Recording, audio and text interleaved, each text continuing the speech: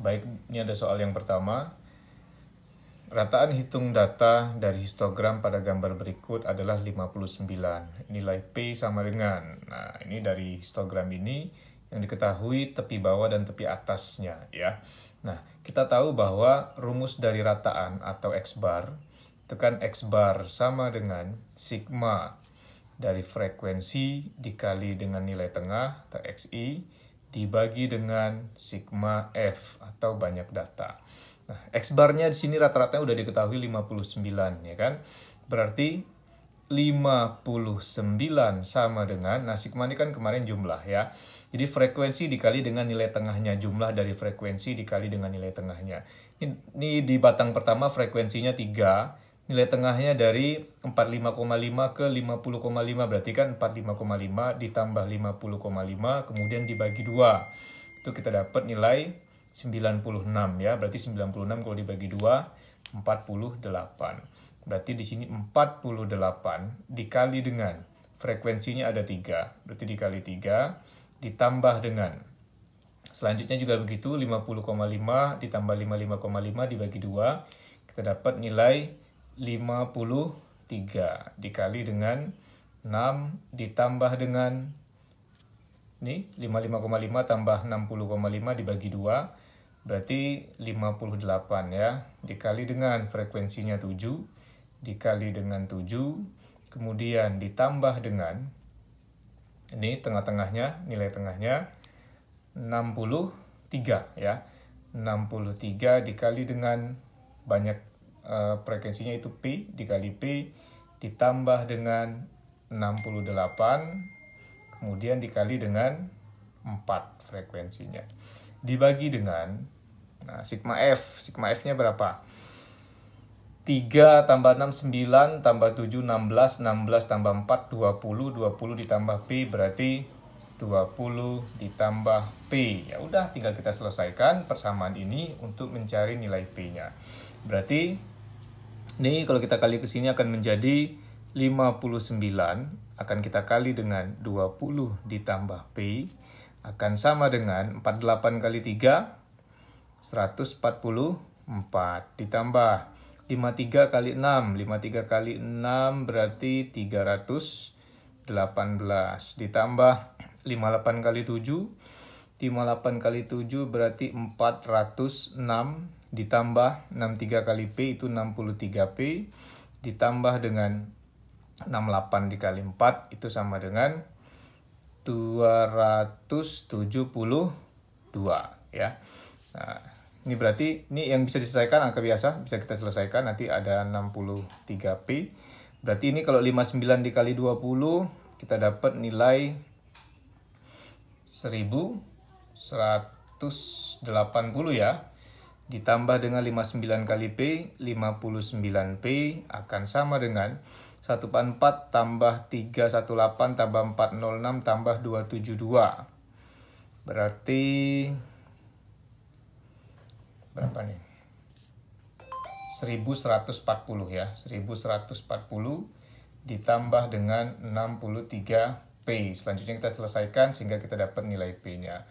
Berarti 1180 dikurang 1140 sama dengan 63P dikurang 59P. Berarti ini 40 sama dengan, ini berarti 4P ya kan, sehingga kita dapat nilai P sama dengan 10. Jadi jawabannya C. Oke, di sini ada soal yang kedua.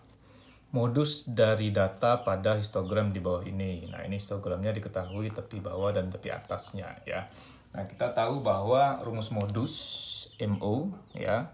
Modus itu sama dengan TB tepi bawah ditambah dengan D1 per D1 ditambah D2 dikali dengan interval atau panjang kelas.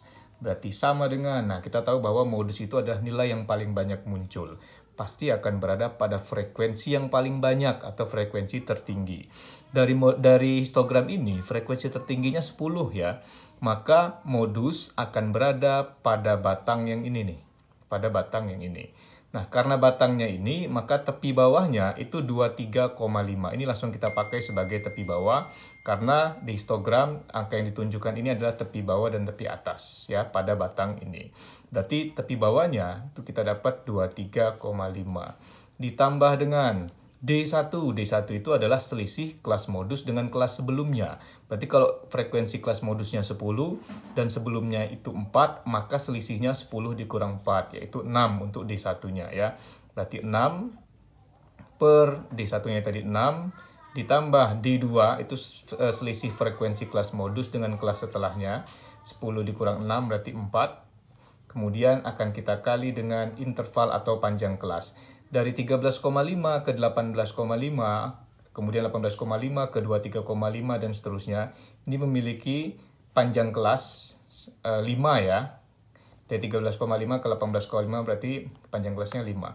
Maka ini akan sama dengan 23,5 ditambah 6 per 10 dikali dengan 5. Maka 10 dengan 5 bisa kita bagi 5. Ini akan menjadi 2. 6 dibagi 2 akan menjadi 3. Maka 23,5 ditambah 3 sama dengan 26,5. Jawabannya yang D. Oke, baik. Soal selanjutnya kuartil bawah atau Q1 ya. Q1 atau kuartil bawah, maka untuk mencari kuartil kita harus mengetahui dulu kelasnya di mana ya. Untuk mengetahui kelas, kita harus tahu dulu jumlah dari data tersebut. Berarti ini 4 ditambah 7 ditambah 8 tambah 10 tambah 8 tambah 3. Maka ini 11, 19, 29, 29 tambah 11 berarti 40 ya. Maka kelas dari Q1 akan sama dengan, karena dia 1 maka 1/4 N atau N per 4. Tadi datanya 40, itu kalau kita bagi dengan 4 akan sama dengan 10. Maka kelasnya itu akan berada pada data ke-10. Di batang pertama itu datanya ada 4, di batang kedua itu datanya ada 7. Maka data ke-10 pasti akan berada pada batang kedua. Karena di sini ada 4 orang, di sini ada 7 orang, maka orang ke-10 akan berada di batang yang kedua ya. Atau 4 tambah 7 sama dengan 11, berarti 10 akan ada di yang 11 itu. Oke, nah karena batangnya di sini, kita tahu bahwa rumus dari Q1 itu sama dengan tepi bawah ditambah dengan, karena dia Q1 berarti 1/4 N atau N per 4, dikurang dengan FK dibagi dengan F dikali dengan interval.